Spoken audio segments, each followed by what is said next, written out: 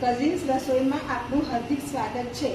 આજે હું શેકેલા પૌવાનો ચેવડો બનાવતા શીખવાડીશ, જેમાં ઓછું તેલ વપરાતું હોય છે અને જે લોકો ડાયટ કરતા હોય એમના માટે આ બેસ્ટ નાસ્તો છે।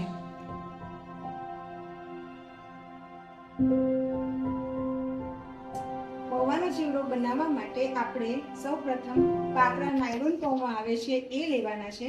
250 ગ્રામ પૌવા લીધા છે।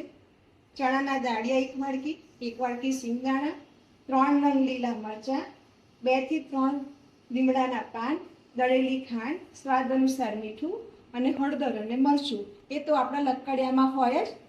તો ચાલો આપણે પૌવા બનાવવાનું શરૂઆત કરીએ। સૌપ્રથમ આપણે તાવડી મૂકીશું પૌવા વઘારવા માટે।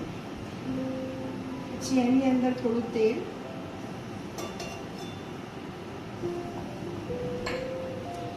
ચણાના દાળિયા, 1 વાટકી સિંગદાણા, 3 નંગ લીલા મરચાં,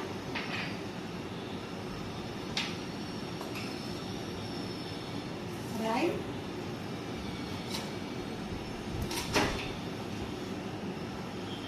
થોડી હિંગ નાખી અને આપણે હલાવીશું।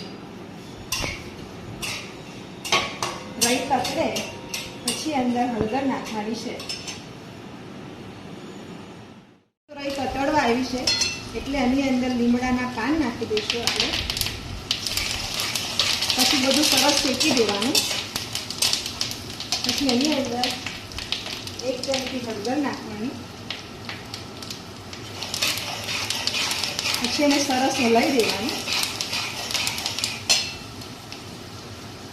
પછી આપણા જે પૌવા હતા શેકેલા એ અંદર આપણે નાખી દઈશું। પછી એને બધું સરસ રીતે મિક્સ કરી દેવાનું। આ નાસ્તો કેવો છે કે આપણે કોઈ પણ જગ્યાએ જઈએ, ફરવા જઈએ કે ગમે ત્યારે જઈએ તો આપણે એની સાથે લઈ જઈ શકીએ અને 1 મહિના સુધી એ બહુ સરસ રહેશે। જો હવે સરસ રીતે હળદર મિક્સ થઈ ગઈ છે પૌવામાં, એટલે આપણે એની અંદર 1 ચમચી મીઠું નાખી દઈશું। દરેકના ઘરે મીઠું અલગ અલગ રીતે ખવાતું હોય એટલે દરેક પોતાના ટેસ્ટ પ્રમાણે પણ મીઠું નાખી શકાય।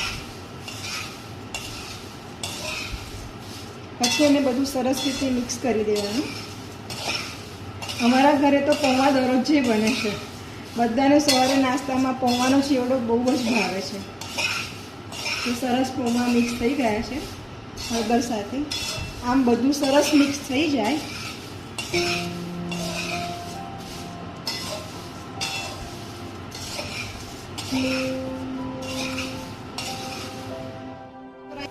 જો સરસ હળદર મિક્સ થઈ ગઈ, હળદર અને મીઠું, હવે સ્વાદ અનુસાર મરચું નાખવાનું છે।